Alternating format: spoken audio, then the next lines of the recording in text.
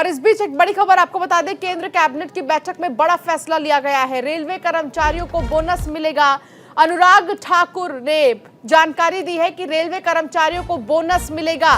दिवाली का पर्व नजदीक है और उसके पहले केंद्र कैबिनेट की मीटिंग हुई और बड़ा गिफ्ट कहा जा रहा था। और भी जानकारी देते हुए अनुराग ठाकुर क्या कुछ कह रहे, सुनिए। वो भी मंजूरी आज केंद्रीय मंत्रिमंडल ने दी है प्रधानमंत्री मोदी जी के नेतृत्व में, और ये 100% केंद्रीय वित्त पोषण के साथ साथ एक सेंट्रल सेक्टर स्कीम है। इसके लिए 6,600 करोड़ रुपया 2022-23 से लेकर 2025-26 तक 15वें वित्त आयोग की अवधि के शेष तक इसको मंजूरी दी गई, जो 4 साल की अवधि है। पीएम डिवाइन के जो मूल उद्देश्य हैं वो पीएम गति शक्ति की भावना के अनुरूप इंफ्रास्ट्रक्चर फंड करना, पूर्वोत्तर की जरूरतों के आधार पर सामाजिक विकास परियोजनाओं का समर्थन करना, युवाओं और महिलाओं के लिए आजीविकाओं की गतिविधियों को सक्षम करना और विभिन्न क्षेत्रों में डेवलपमेंट गैप्स को भरने का काम भी करेंगे। इसकी 500 करोड़ तक की लिमिट रहेगी। सोशल डेवलपमेंट के काम आएगा, लाइवलीहुड के काम आएगा। और हम पूर्व की सरकारों की तरह नहीं, हम एक्ट ईस्ट पॉलिसी के अंतर्गत काम करते हैं। चाहे आपने पहले आधारभूत ढांचा देखा हो या अब पीएम डिवाइन योजना हो, यह भी उसी दिशा में काम कर रही है। मैं एक एक करके आपको कुछ विषयों पर वापस लाना चाहूंगा। 2 टर्मिनल्स की गुजरात के जो कच्छ रीजन है कांडला पोर्ट पर, और ये दीनदयाल पोर्ट अथॉरिटी, यहां पर ये लगभग देश के जो पहले 12 पोर्ट्स आते हैं उनमें से एक है। दीनदयाल पोर्ट की जो कैपेसिटी है कार्गो हैंडलिंग की वो लगभग 300 मीट्रिक टन पर एनम। और ये जो 2 नए टर्मिनल्स की मैं बात कर रहा हूं, इसमें एक मल्टीपर्पस कार्गो होगा। ये टूना टेकरा में है, जिसमें 2,250 करोड़ रुपया खर्च होगा, जिसमें से 1,719 करोड़ रुपया कंसेशनियर खर्च करेगा, जो कार्गो बर्थ बनाने के लिए turning circle, approach channel, dredging कार्य सब इसमें शामिल होंगे। और इसके अलावा जो दीनदयाल पोर्ट अथॉरिटी है वो 531 करोड़ रुपया कॉमन यूजर एक्सचेंज चैनल के रूप में कैपिटल जो ड्रेजिंग है और कॉमन यूजर रोड के निर्माण के लिए खर्च करेगी। इसका लाभ ये होगा कि हमारे बड़े शिप्स आने की इसकी क्षमता भी बनेगी। शुरुआत में जैसे 15 मीटर ड्राफ्ट वेसल्स, ये 1 लाख डेडवेट टनेज को लेकर, और भविष्य में इसको कंसेशनियर जो उसको ये भी अप्रूवल है कि 18 मीटर तक का ड्राफ्ट ये बना सकते हैं, जिसकी गहराई 18 मीटर की होगी, जिसके कारण बड़े वेसल्स यहां पर आ सकें। और ये कच्छ रीजन में ना केवल गुजरात के लिए बल्कि जम्मू कश्मीर, मध्य प्रदेश, उत्तर प्रदेश से लेकर हमारे राजस्थान तक को भी इसका लाभ मिलेगा। 2000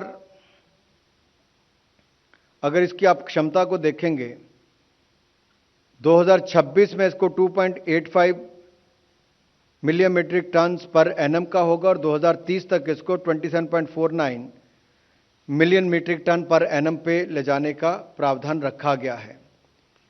दूसरा जो है कंटेनर टर्मिनल, यह भी टूना टेकरा पर है, दीनदयाल पोर्ट पर ही बनेगा और इसको भी बीओटी के आधार पर बनाया जाएगा। 4,243 करोड़ रुपया इसके ऊपर अनुमानित लागत जो कंसेशनियर की तरफ से आएगी और 296 करोड़ रुपया जो है जो यूजर फैसिलिटीज के लिए दीनदयाल पोर्ट अथॉरिटी खर्च करेगी।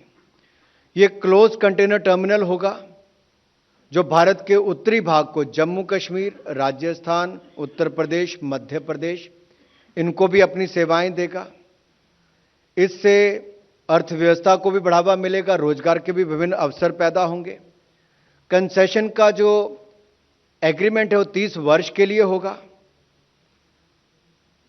2025 में जो नेट गैप है वो 18,80,000 TEUs का है और ये state of the art terminal बनकर तैयार होगा।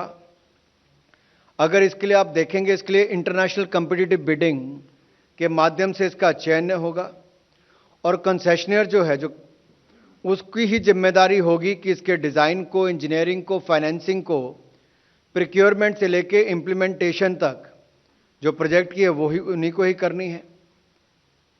और ये बीओटी के आधार पर होगा। जब 30 वर्ष पूरे होंगे तो ये सरकार को वापस करना पड़ेगा और इससे कुल मिलाकर 21,90,000 TEUs पर एनएम की क्षमता बनकर तैयार होगी। शुरुआत में इसमें 14 मीटर का ड्राफ्ट वेसल्स आने का होगा, जिसको अभी प्रावधान है, और 6,000 TEUs इसके आने की रहेगा। लेकिन कंसेशनिंग अथॉरिटी जो है वो इसको 15.5 मीटर तक करेगी और भविष्य में इसको 18 मीटर तक ले जाने का कंसेशनर को भी प्रावधान होगा। तो वो चैनल हो, बर्थ पॉकेट हो, टर्निंग सर्कल हो, इन सबको बनाने का भी वो काम करेंगे। इससे जो कच्छ रीजन है गुजरात का, जो पहले ही एक बहुत महत्वपूर्ण रोल अदा करता है भारत के पोर्ट्स में टर्मिनल हैंडलिंग के लिए भी, ये बड़ी इन्वेस्टमेंट जब यहां पर आएगी, 5,963 करोड़ रुपए के लगभग कॉन्सेशनर्स के माध्यम से इसमें पेमेंट आएगी, लागत आएगी, और इस इन्वेस्टमेंट से लाखों लोगों को रोजगार स्वरोजगार के अवसर मिलेंगे। जम्मू कश्मीर, उत्तर प्रदेश, राजस्थान, मध्य प्रदेश से होते हुए सबको इसका लाभ मिलेगा और हमारे व्यापार को भी बल मिलेगा।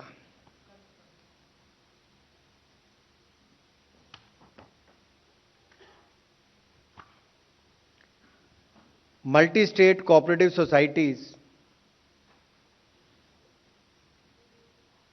ये यूनियन लिस्ट में भी है और इसको सभी राज्यों से बातचीत करके उस दिशा में भी काम किया जा रहा है। जैसा मैंने पहले कहा कि मल्टी स्टेट कोऑपरेटिव सोसाइटीज के कुछ उदाहरण ऐसे भी आते थे जहां पे कुप्रबंधन रिपोर्ट होता था या चुनाव नहीं होता था, बहुत लंबे समय तक एक ही व्यक्ति वहां पर बैठे रहते थे। तो उसमें कुछ बदलाव लाने के लिए कि उसकी रजिस्ट्रेशन को सरल किया जाए, उसका एक ये लाभ मिलेगा। गवर्नेंस में पारदर्शिता आएगी और जवाबदेही तय होगी। और एमसीएस एक्ट 2002 में कतिपय संशोधन करने के साथ साथ इसमें जो विशेष सुधार होगा वो चुनावों में होगा। तो एमसीएस के बोर्ड के लिए स्वतंत्र और निष्पक्ष ढंग से चुनाव कराने के लिए एक इलेक्शन अथॉरिटी का गठन किया जाएगा। केवल ऐसे ही एक्टिव मेंबर्स चुनाव लड़ने के पात्र होंगे जिन्होंने कम से कम 3 जनरल मीटिंग्स में भाग लिया हो और वो इन सोसाइटी के प्रोडक्ट्स और सर्विसेज को अवेल करता हो। दूसरा जो है, बोर्ड के कंपोजिशन, मीटिंग्स और मेंबरशिप में भी सुधार होगा।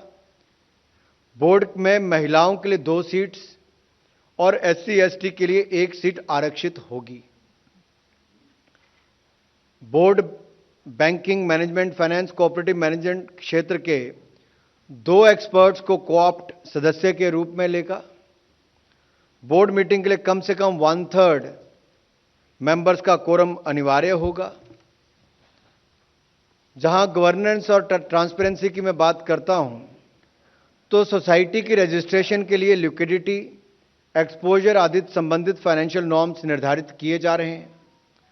500 करोड़ रुपए से अधिक डिपॉजिट वाले मल्टी स्टेट कोऑपरेटिव बैंक या मल्टी स्टेट क्रेडिट सोसाइटी तथा 500 करोड़ से अधिक वार्षिक टर्नओवर वाली मल्टी स्टेट कोऑपरेटिव सोसाइटी का ऑडिट अब सेंट्रल रजिस्ट्रार के पैनल से लिए गए ऑडिटर के द्वारा ही किया जाएगा।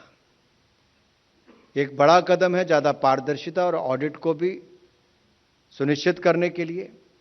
और एमसीएस, सीएस, एमएससीएस के मेंबर्स की ग्रीवियांस को एड्रेस करने के लिए कोऑपरेटिव्स ओम्बुड्समैन अपॉइंट किया जाएगा। इन जो हमारी मल्टी स्टेट कोऑपरेटिव सोसाइटीज हैं, इन्हीं में ही ये कोऑपरेटिव ओम्बुड्समैन को अपॉइंट किया जाएगा। मेंबर्स को समय पर आवश्यक इंफॉर्मेशन मिल सके, इसके लिए इंफॉर्मेशन ऑफिसर्स की नियुक्ति की जाएगी।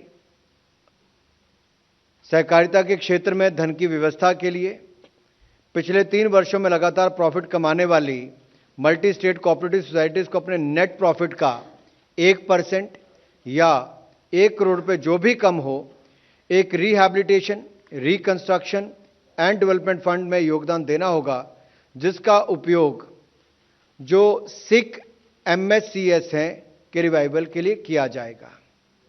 जहां तक निगरानी व्यवस्था में सुदृढ़ करने की बात हो, इसमें मिस रिप्रेजेंटेशन या फ्रॉड से बनी मल्टी स्टेट कोऑपरेटिव सोसाइटीज को वाइंड अप किया जा सकेगा।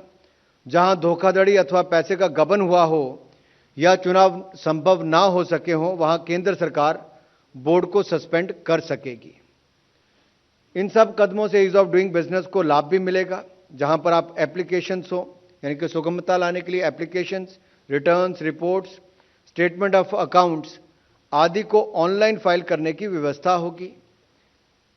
और ये मल्टी स्टेट कोऑपरेटिव सोसाइटी के रजिस्ट्रेशन की एप्लीकेशन प्रक्रिया ऑनलाइन की जा सकेगी और इसका डिस्पोजल भी 3 माह में किया जाना अनिवार्य होगा। यह भी निर्णय लिया गया है कि ये जो मल्टी स्टेट कोऑपरेटिव सोसाइटीज हैं, इनमें केंद्र सरकार की शेयर होल्डिंग को सरकार की अनुमति के बिना नहीं बेचा जा सकता। Multi state cooperative society banking कार्य में संलग्न है, उनकी बैंकिंग एक्टिविटीज का रेगुलेशन बैंकिंग रेगुलेशन एक्ट के अंतर्गत होगा। इससे जो डिपॉजिटर्स हैं उनके पैसा भी सुरक्षित होगा और बैंकिंग रेगुलेशन एक्ट आने के बाद जो बाकी लाभ बाकी बैंकों को मिलते हैं, इनको भी मिल पाएंगे। सो इन संशोधनों से नागरिकों द्वारा सुगमता से मल्टी स्टेट कोऑपरेटिव सोसाइटी का गठन किया जा सकेगा और जो बाकी लाभ भी उनमें पारदर्शिता भी आएगी।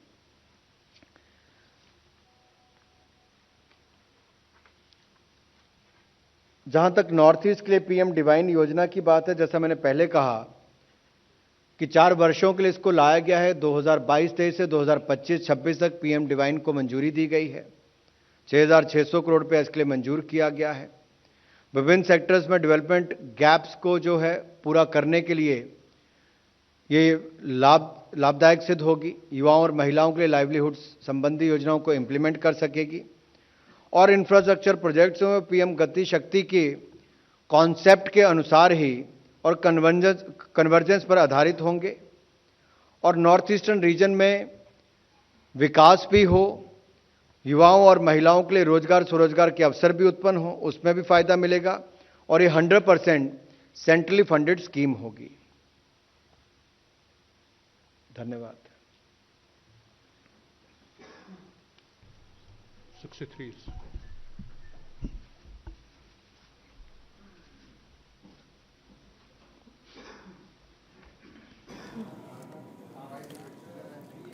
तो रेलवे कर्मचारियों को बोनस मिलेगा, ये अनुराग ठाकुर ने कहा है। और कुछ प्रोजेक्ट्स के लिए कुछ अगर देखा जाए तो ऐलान किया गया है। उन प्रोजेक्ट्स के लिए भी पीएम डिवाइन योजना को केंद्र कैबिनेट की मंजूरी भी मिली है। इतना ही नहीं, मल्टीपल कोऑपरेटिव सोसाइटी संशोधन को भी मंजूरी मिली है। केंद्र कैबिनेट की बैठक में कुछ महत्वपूर्ण फैसले लिए गए हैं। दिवाली के पहले जो फैसले लिए गए हैं वो अनुराग ठाकुर इस बारे में जानकारी दे रहे थे। और सबसे बड़ी बात, रेलवे कर्मचारियों को बोनस मिलेगा, दिवाली बोनस मिलेगा। लेकिन भारत में नागरिकों के ऊपर वो बोझ ना पड़े, तो मोदी जी की सरकार ने सुनिश्चित किया कि पेट्रोलियम कंपनियों तो अब तक जो भुगतान किया है या जो उन्होंने सहा है, उसको केंद्र सरकार वन टाइम ग्रांट के रूप में 22,000 करोड़ रुपया दे रही है। ये 22,000 करोड़ रुपया इसलिए है कि भारत के नागरिकों के ऊपर उसका दबाव ना पड़े।